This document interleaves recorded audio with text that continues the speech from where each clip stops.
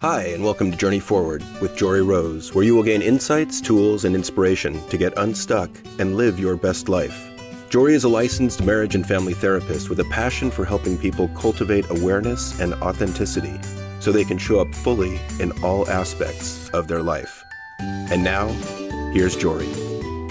Hi, and welcome back to Journey Forward with Jory Rose. I am so excited to have Silvy Khoucasian on today, and I've been following Silvy on Instagram for a while of her beautiful insight and giving wonderful, amazing tools for relationships and how to thrive in our emotional awareness and all the tools that we need to move through this complicated, beautiful, and messy world of emotions and sensitivities. And I'm really thrilled that you're on today. Thank you so much for your time. And I can't wait to have our conversation. So please tell our listeners a little bit more about you and how you got to do what you're doing.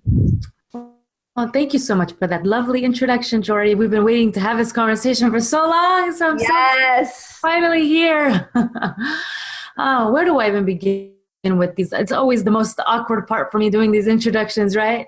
So for me, I think a lot of my journey in this work came from being an immigrant. I moved to the United States when I was 4 from Syria and Saudi Arabia, from the Middle East. Okay. From such a different cultural background, and yet I've been dipped in the American culture since I was 4. So I have so much of the American culture in me, and yet so much of my Middle Eastern lens still dictates so much of how I see the world. And so I had like these, almost like schizophrenic in my brain, like 2 totally different ways of seeing the world. And I would be battling internally and not really realizing that that was even happening for a long time. And so I think that that's probably the biggest piece of what really helps me really empathize with people that come from, struggles with identity pieces, with, different cultures, couples that come from different cultural backgrounds. And when I say culture, I'm not just talking about just ethnicity. I'm talking about different ways of seeing the world. Yes. Whether that's an extrovert and an introvert or whatever lens you're looking through is your culture. Exactly. And so from there, of course, I've shared a lot about having a lot of my own trauma as a child and struggled with anxiety and being hypersensitive, really emotional child. So all of those things that I didn't know how to really navigate led me to finding, okay, where can I start? It's like almost like an intuitive path. I didn't choose it. Like I just was naturally called to things that felt very healing for me. Yeah. That helped me almost like what is that doll, that Humpty Dumpty that fell off the wall? Yes, what is it? Yes. Yeah, the egg. That's what I felt like. And I was like, oh, where can I put my pieces back together? And so I spent 7 years as an actress actually before. Oh, did you? It did. And that helped me, playing different roles and characters and embodying their emotions was incredibly healing for me until it wasn't. Wow. And then I'm like, okay, now it's not enough. Now I need to actually deal with the real stuff that's underneath this mask that I'm, performing. But it was a beautiful bridge for me to help me get here. I love that. It's a way of embodying it in a little bit of a safer way. Exactly. Right? And so until you went through that process, you then became safer in embodying it in your own skin, in your own identity. Absolutely. And that's why, I do believe that doing some kind of shadow work, whether that's, any kind of form of creativity for trauma or healing, is so valuable, especially as the starting point, whether that's writing or dancing or singing or any kind of, that can really help us still access our feelings, but we might not be able to talk about our feelings quite yet. Sure. So in doing your work with your clients, what would you say are some of your go-to favorite tools to work through, or the people who come and see you, they're coming to you for a particular reason, right? What is your favorite toolbox to share? My favorite toolbox. There's definitely a handful of things that come to mind as you ask that question. I would say because I have a theatrical background, role play is probably my number one go-to with couples in particular. So, couples are coming to me and they're going through the same conversation basically in front of me that I would get to witness behind closed. I get to witness what goes on behind closed doors, right? And so as that plays out for a while, and as I empathize with their story, with their situation, after a while, I start to guide them to say things differently as a practice, as like an experiment. Let's try. If you were to approach your partner in this way, let's just see what would happen. It's almost like putting on a character or playing a role that you wouldn't normally play. But when you see a powerful result, you're more inclined to, and it's not like you're being a phony person, but if you have an experience of being a certain way, or if you didn't see something modeled, if you didn't see vulnerability modeled or healthy boundaries modeled, here you get to play with that and practice and see how it feels. I must have been channeling you because, so I got divorced about 5 years ago, and I started dating my boyfriend, who we've been together now 3.5 years.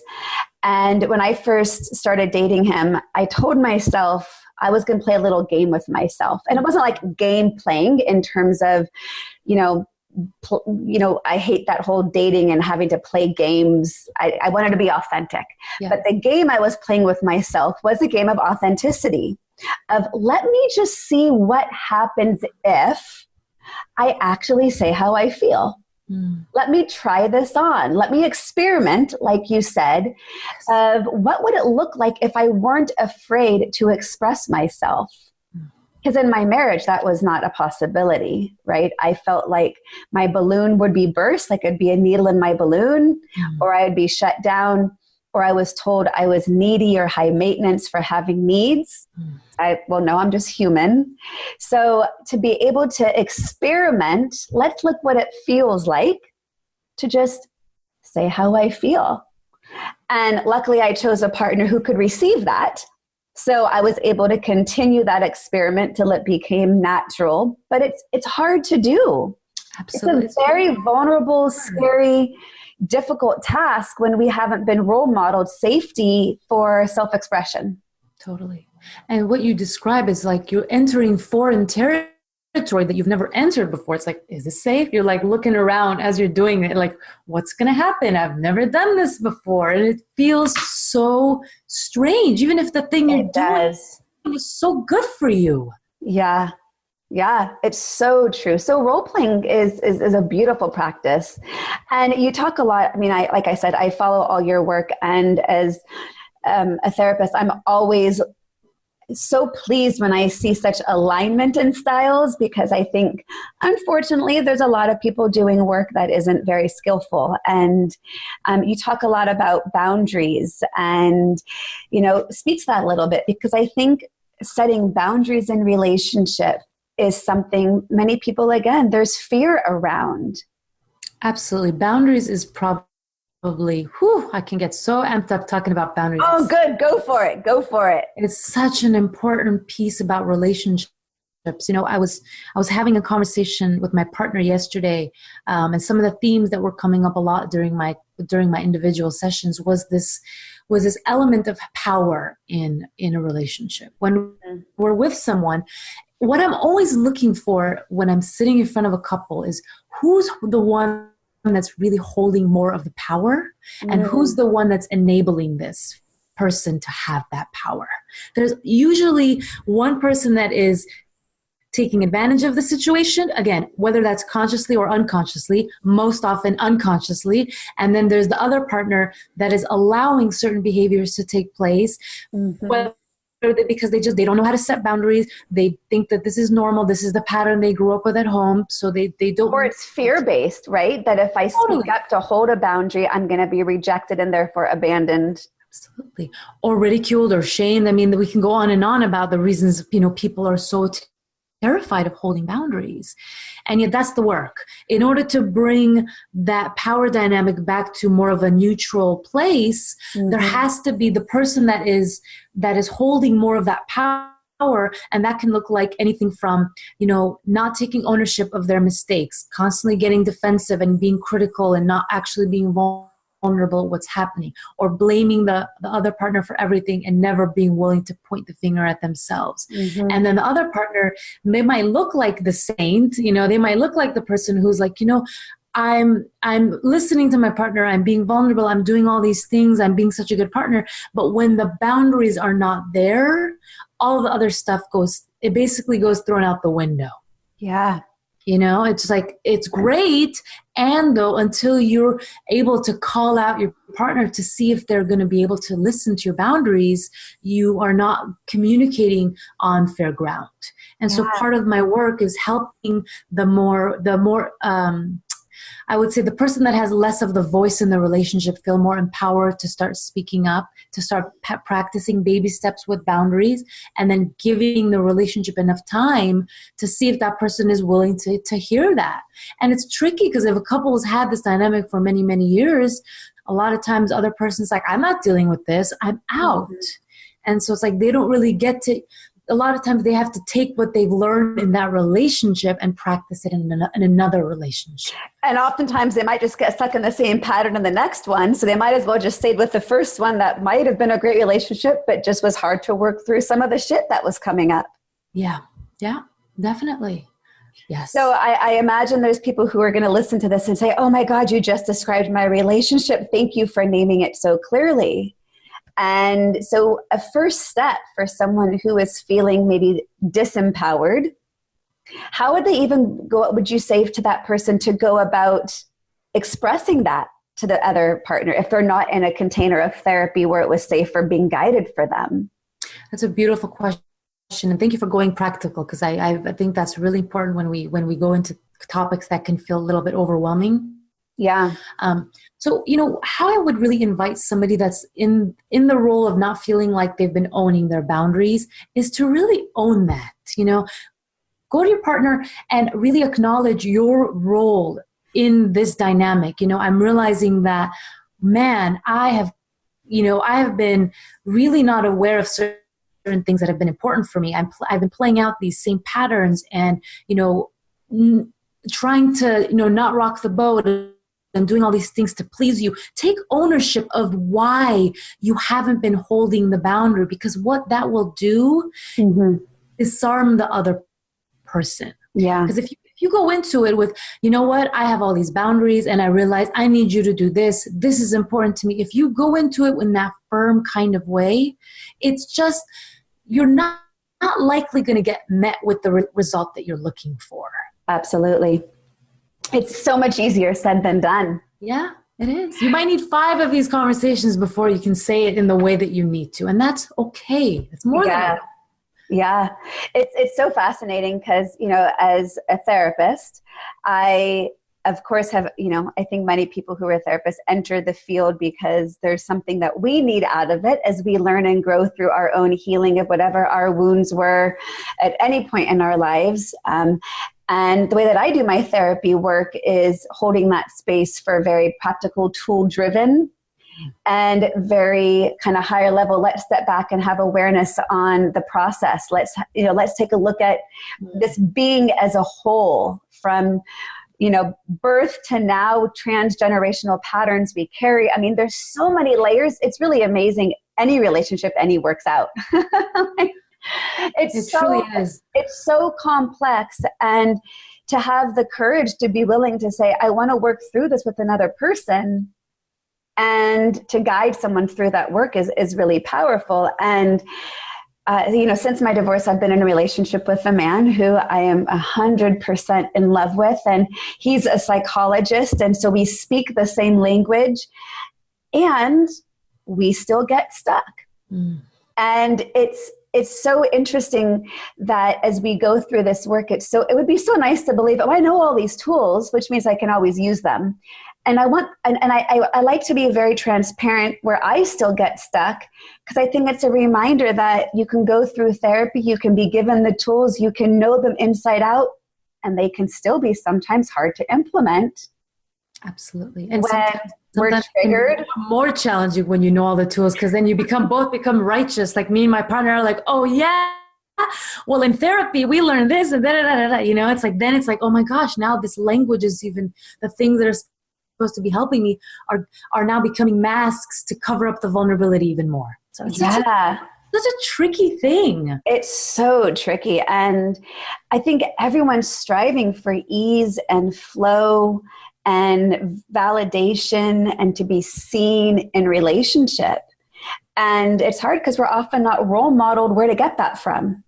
Yeah, absolutely. I mean, certainly our parents' generation had a lot less tools, so we don't know who to look to gain these. And, I think it becomes a huge challenge for couples. Absolutely. I like what you said about calling out the process a lot.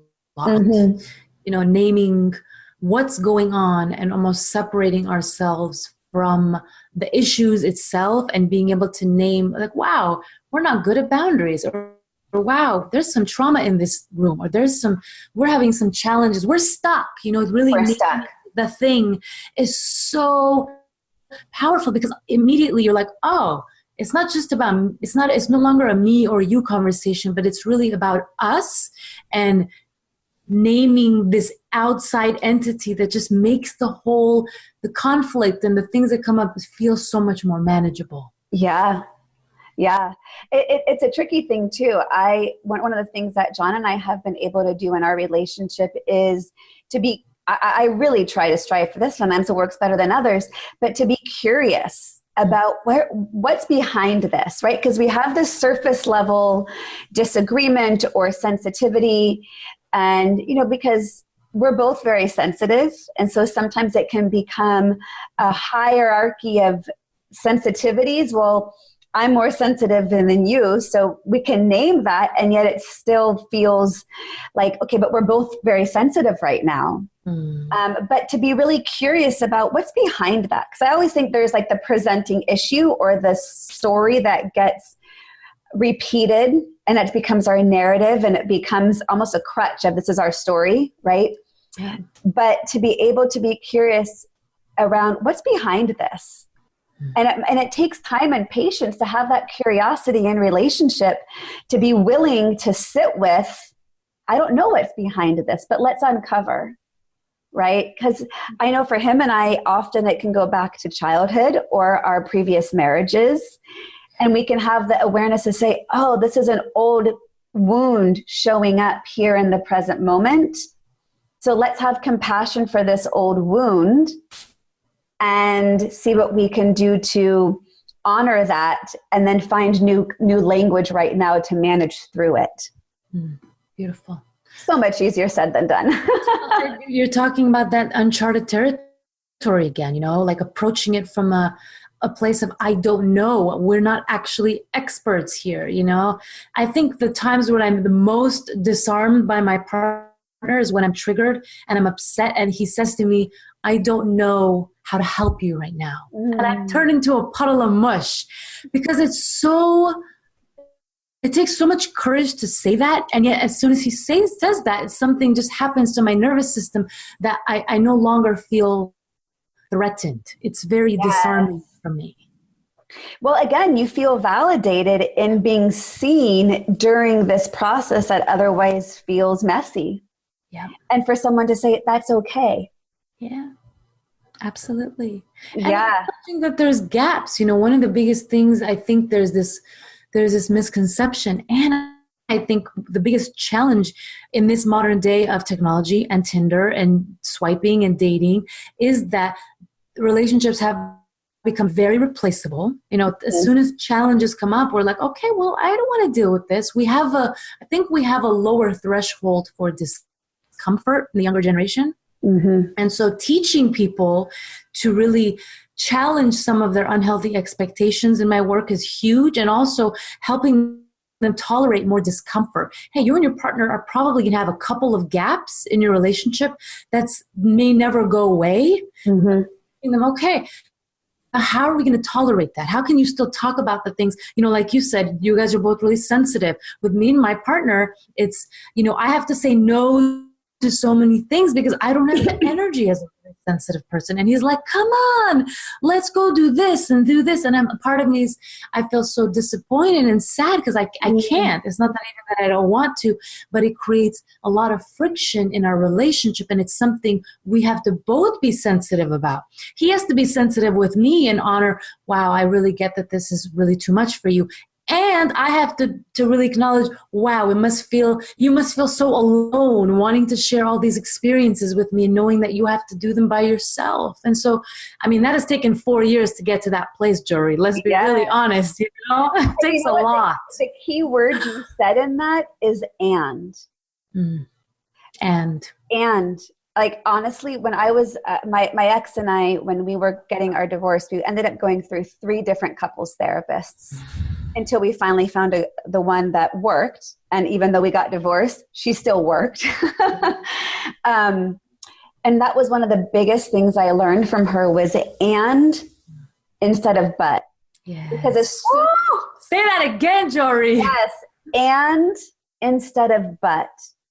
Honestly, that was one of my biggest takeaways in all of couples therapy, because if you have the ability and the awareness to say, and both are true, because there are multiple truths, right? You were just describing a situation of your truth of being sensitive and how that impacts your ability to maybe engage in activities, and your partner's experience of maybe sometimes not having you by his side.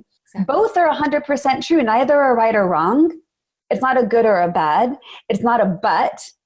It's let's allow both to exist and have honor and compassion for both to exist. Totally. Because I think so much in relationship, couples get stuck when they want to prove their point. But if we can remind couples to say yes and everything shifts.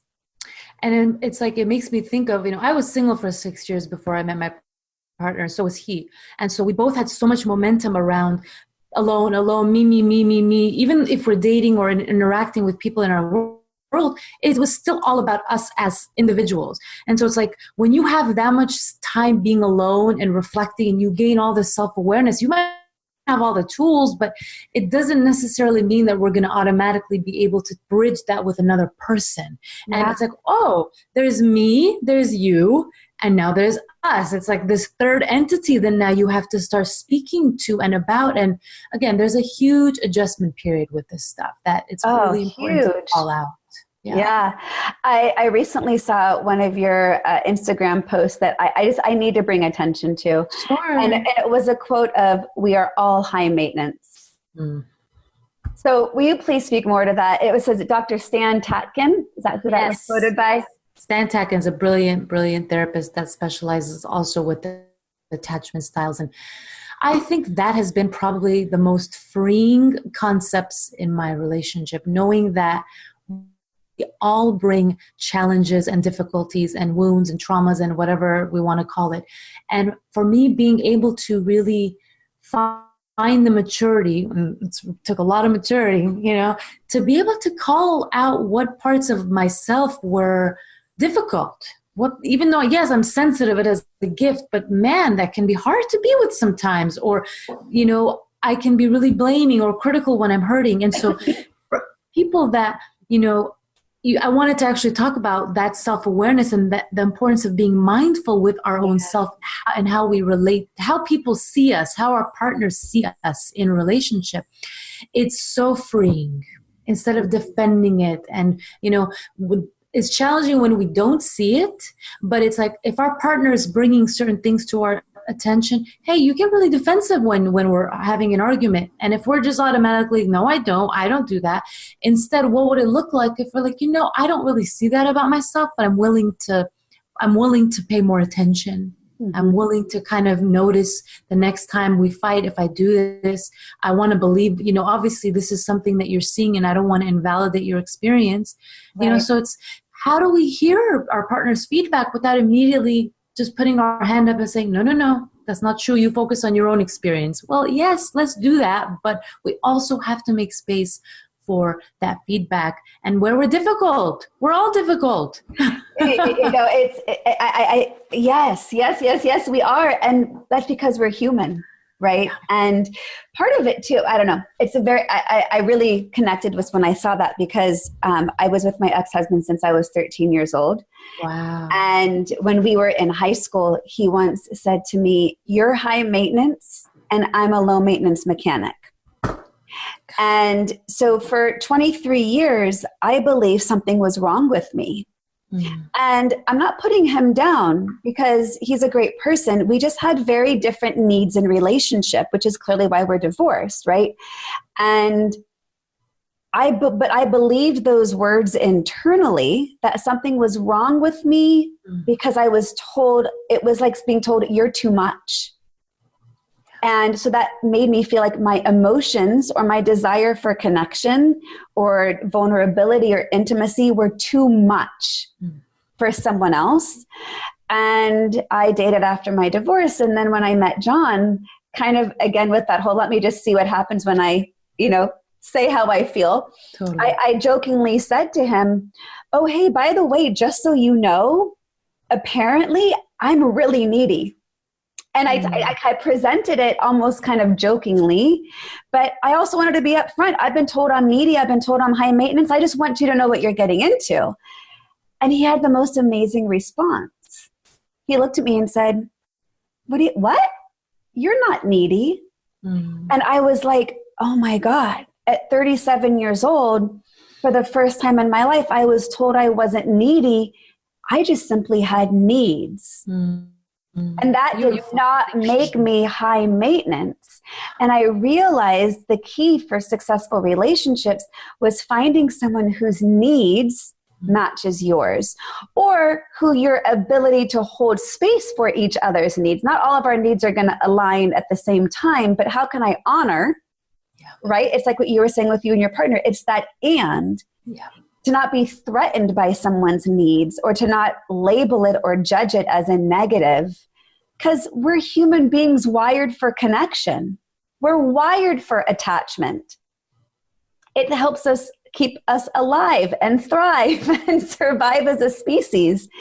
So it's really about, part of it is mate selection and finding someone who understands what our needs are and to be willing to sit with us when they arise.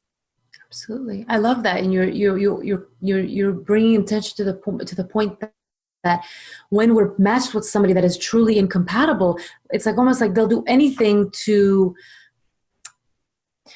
it's such a hurtful way to do at what you just shared, It's so hurtful. And it's, we can only say the other person is high maintenance when we're saying that about ourselves. We don't get to just point that finger at someone else. That's not okay in my book, you know? Never okay. And it's looking at who looks at the parts of us that might be challenging, but that they love us so much that those challenges are so worth working through. And yes, not every couple, like, if you have a really avoidant person and a really anxious person, that is it can be a recipe for disaster when the avoidant person is not willing to lean into those needs. And it's again, it can be just a totally a destructive dynamic. So I know we could have a whole session just on attachment styles. It's huge. It's huge. It's actually something that I find in my work, I go through various phases of like, it's all about this, or it's all about this, right? Whether it's love languages, whether it's about attachment styles, I think they're all equally valid. I think it's going to show up in whatever people are struggling with in the moment. We can find different avenues for creating a container of understanding or a framework for tools, right? Totally. And, attachment styles are fascinating. I'm actually going through some of that in my relationship now. I just got back from being in Europe for a whole month, and I was there without my partner. And it highlighted all of our stories and attachment and insecurities and sensitivities. And I'm not afraid to do that work, right? Like you said, let's lean into where we're getting stuck right now as an ability to become more aware, more communicative, more vulnerable, and continue to let that love grow, because it doesn't get easier with anyone else necessarily, right? As long as your needs align, as long as you're willing to do the work. And we're so committed to one another. And it's, how do we lean into this right now and hold the container for, this is really hard and we'll get through it. This is really hard right now and I still love you. Or this is really hard right now and I need to set a boundary and not talk to you. Or I'm really mad at you right now, but I still love you. And I still love you, right? I love that. And I think that is like the highlight key part of this episode. It's just so valuable. And it's so, as we talk about it, it just makes so much space and creates so much more possibility and makes so much more room. Yes. So it's such an expansive concept that I think that, again, we just don't realize how valuable it can be, or how to apply it even. Well, and the power of language is so powerful, right? And this is something that whether we're talking internally in our own mind, and that inner critic in our head is so loud and so pervasive, and we tend to believe it. So, I work with a lot of my clients of, let's just start shifting the language in which we're speaking to ourselves, so we have a greater ability for some deeper self-compassion, so how we can begin to shift to talking with our partners. Yeah, absolutely. Language. So, I mean, even goes back to the piece about stepping into foreign territory. You're in many ways, you're speaking another language. You're speaking a new, you're articulating things in words that you've never spoken in that same way. And it's profound. It's profound. What is it you love about working with couples? With couples, I love being able to witness years of armor dissolve in front of their eyes, when they're able to really see what's possible when they can just take off that mask, even if it's just for a few moments, and to reveal the tender little child that exists in each of us. And it's just so powerful for me to be able to witness that, because it's like that's where the new possibility exists. They're relating each other in a way that they never felt safe to before. Yeah. And what a gift that you create that container and that space for them. I try. But I can tell in the style in which you do your work that's why people come to you, right? I mean, that's something that they're getting when they're doing that work with you, is having that safe space and that container to be able to even point out when that moment exists. Because some couples might not even recognize the moment when that arises. And some couples don't. And some people refuse to go there, Yeah. And that's kind of where after working with someone for a while, if they're not kind of willing to lean into that space, it's important to honor that. That's usually the end of the road with that person. They may need a little bit more life experience to hit that same note a few more times until they're ready to try a different note. Yeah. Oh, so do you ever get stuck in, because this is something that I get really curious about, when you're able to not utilize your own tools in your own relationship, how do you get out of that pattern? When I'm stuck, not knowing, well, for me, when I'm triggered, I'm blank. It's like, I lost access to, who am I?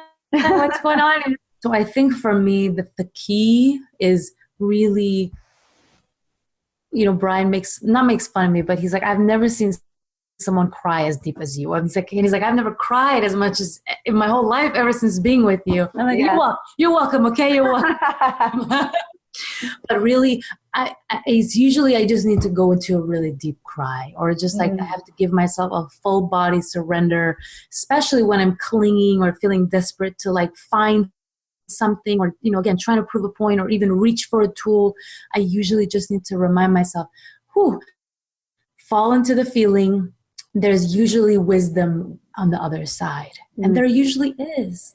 We try to understand what's happening with our feeling before feeling it a lot of the times. We're like, okay, I wonder why I'm feeling this. Well, you can't know until you feel it.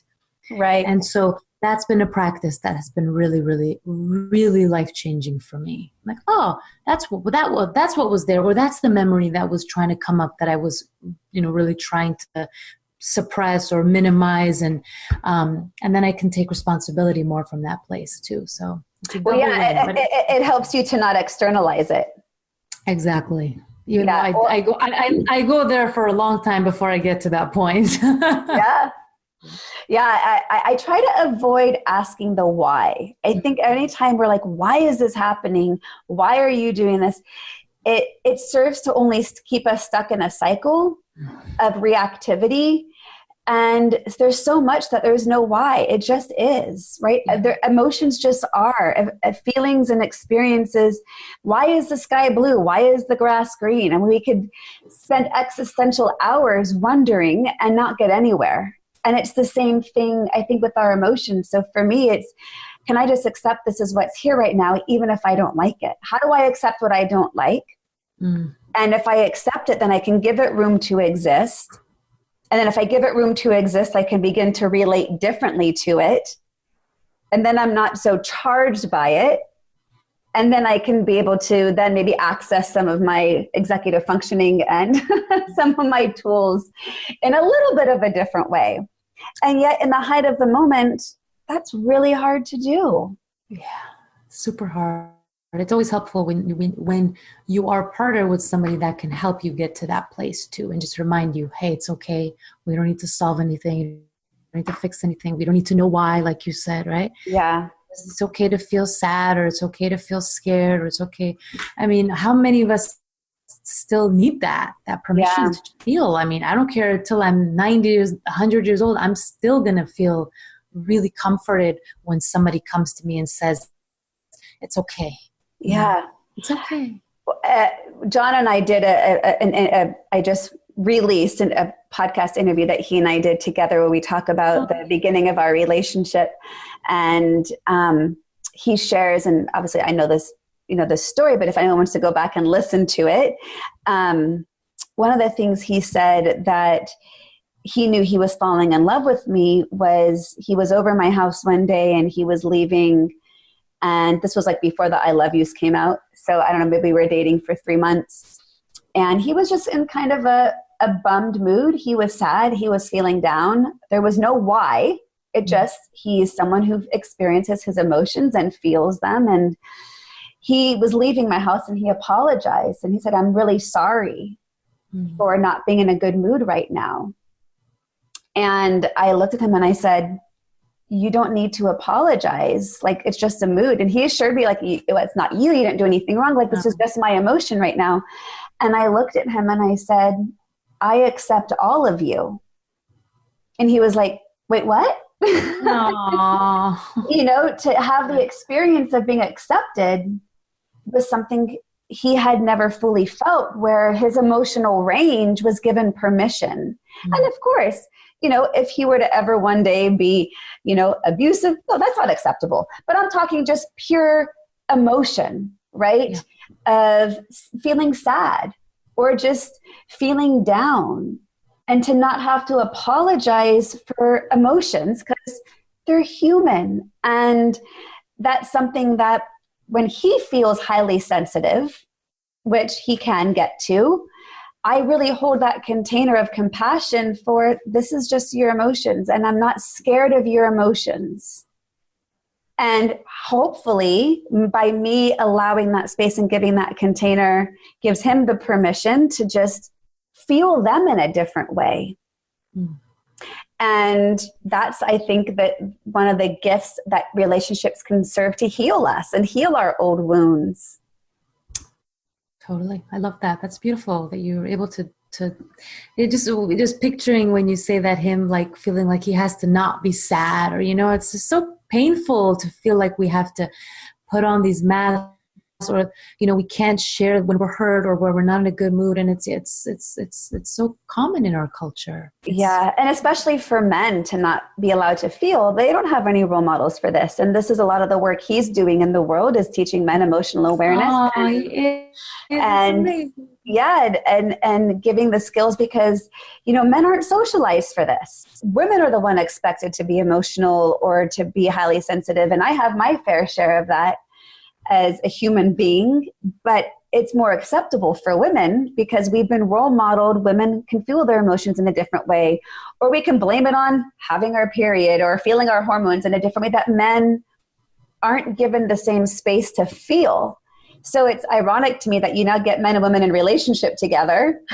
Like I said, it's amazing any of it ever works out, but it's when you have the desire to lean in and work through, because I'm committed, I love, and emotions are being human. I don't want to experience another relationship where feelings aren't present. What else is there? I mean, there's other things, obviously, but I mean, if we can't connect on an emotional platform in any capacity, it just feels like relationships would lose so much of their joy and their depth and their complexity and juiciness. My partner does a lot of men's work too, so I love knowing that other men are also really stepping up to help men work through their shame and their step into their emotional range. So beautiful. I love that. And it gives me hope, honestly. I think we're at a turning point in our culture where it's being expressed in a different way finally. And as much as I hate and resent so much of social media, this is where I love and embrace so much of social media, because I think it gives a safer venue for people to access these tools, right? And it gives more anonymity around being able to get these tools. Like, in your social media, you give so many great relationships tips and tools that anyone can get there and start to implement it in a safe way, because they can be vulnerable. And I don't have to express this out loud yet, but I can relate to something and say, oh, someone sees me, someone gets me, someone has now given me insight into what to do with this emotion, or, oh, I'm highly sensitive too. Thank you for sharing that. Now I feel like someone understands me, right? Yeah, no, I appreciate that. And, it's funny because men don't often write too much. They don't comment too much on my posts, but I get a lot of messages behind the scenes, and I'm starting to see more men engage. And I notice inviting them and really holding, like you said, holding that space, but inviting them is a really important piece. It is that permission piece. I had somebody that I spoke to on the shame that men feel in relationships, and even that taking that step to getting support, and how pervasive that shame experience can really be for men. And I mean, I can relate on some way, but in many ways, I absolutely don't relate to that. I don't. Yeah. Yeah.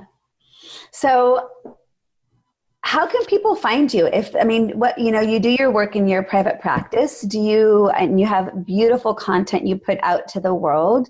And do you do any other online work, or people work with you online, or is it all face-to-face?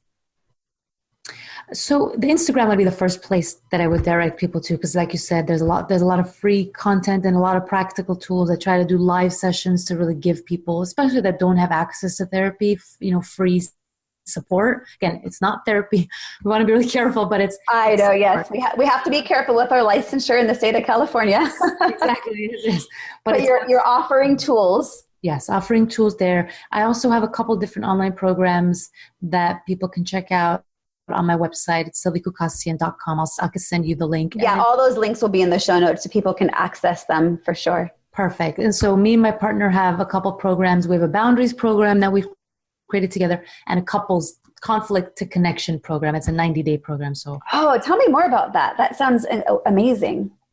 The 90-day one, it's really cool because it's the best and the best of both of our work. And so, what is his background, real quick? What does he do? He does a lot of work with couples as well, and men particularly now he's working with, and his is more masculine and feminine dynamics, which I don't do that at all. And so he has a lot of that on the program, and I have a lot of work with attachment styles and more of the practical communication, and we're doing a lot of this stuff together. And we share lots of our journey in the program, and people see that, look, we've struggled, we've gone through, a lot, especially in the beginning, and we've definitely, the tools are extremely valuable and helpful. And so if anyone's interested, they can check out the program. I love that. Isn't it so beautiful? I feel so incredibly, I don't even know what the right word to put on it, blessed, excited to be able to have a partner. And it sounds like you guys have the same experience in which you're living your truth, you're living the tools, and you are able to say, look, we're not perfect, but here's how we go through it. And then be able to share that gift with others. Like it's such an amazing space to hold that I think so many people are going to be able to benefit from. Like John and I are leading a couples retreat together in Costa Rica. Oh my God, amazing. Where? Where Yeah, it's going to be at the Pura Vida Spa and Resort. Oh, I've heard of that place. Oh, it's amazing. And that's going to be next April. And, I think so much, and it sounds like you guys do the same, so much of what I think gives us the strength and the tools that we teach are like, this is what it looks like in real life. Absolutely. And here's where we struggle. And when we struggle, here's how we, the patterns of why we were stuck. And then here's how we got out of it. And we're not perfect, we're human. And our emotions are human. And we're committed and we work through it. Because what other option is there but to work through it? No other person's going to be easier. Yeah, and getting the support. I always share this. Me and my partner, we go to therapy when stuff comes up. We have our own therapist that we both work with. And, there's still a lot of things that we're in a growth stage in our own relationship. Even even doing couples workshops and stuff, I'm not there yet, like just working through my own trauma. So it's like being able to acknowledge, it's okay, take a breather, but doing our own work so then we can bring that to other people is just really, really important to me. So for people to really get that, even as long as, me and my partner have been together for 4 years, but there's still a lot that's, a work in progress in myself that has nothing to do with my partner. And isn't that always going to hopefully be our path too, that we have our individual path and growth and our joint path and growth? Yes. Because we're never done. We're never like, okay, fully, I'm here, I've arrived, I have no more work to do. No, but I want to be so bad, Jory. I mentioned in another podcast I recorded, I have a favorite artist that has great quotes, and his line of art is called The Story People. And he's got a great Instagram page, and his name is Brian Andres. And he has these really kind of wonky drawings and these just really quotes that just speak to me. But I have one that sits in my waiting room at my office, and it says something to the effect of, like, why won't all these life experiences go away and leave me alone now? Like, I've learned what I'm supposed to learn. Can't I be done? And yet, I think when we're on a path of awareness and we're on a path of growth, we're also open to more growth and more awareness. And we kind of get cracked open, right? We really do. I always say, even with my work and my, the success of whatever I'm doing, I always tell my partner, I'm like, if you didn't come into my life, I would not have the courage to step into this. Yeah. Even though it was like the mirror was blazing and it was like painful. Like, people often think, oh, it's just going to be uplifting. And oh my God, and he is such a supportive person that in many ways it's like, wow, I actually get to do the things that I want to do here. And now I have to face that. So it's just so fascinating how it looks very different than what we would imagine. Yeah. Oh my gosh. We're so aligned in so many ways. I feel like I could absolutely talk to you for hours of all things relationships. So we will have to do this again sometime. Thank you. I would love that. So much for your time today. And I will have all of the links to ways to access you in the show notes, so any listeners can find you and get to learn from your beautiful tools and wisdom. So thank you for doing the work that you're doing in the world. I really am so happy to have had this conversation, and I'm sure it's benefiting many already. So thank you so much. Maybe we'll end up doing a couples retreat in Costa Rica together. Yes, setting intentions. I love it. I love it. All right. So much. Thank you so much. To continue your journey forward, find Jory Rose on Facebook and Instagram to become part of her growing community. You can also gain access to her meditations, books, online classes, or to sign up for an upcoming retreat. Visit her at joryrose.com. That's JOREEROSE.com.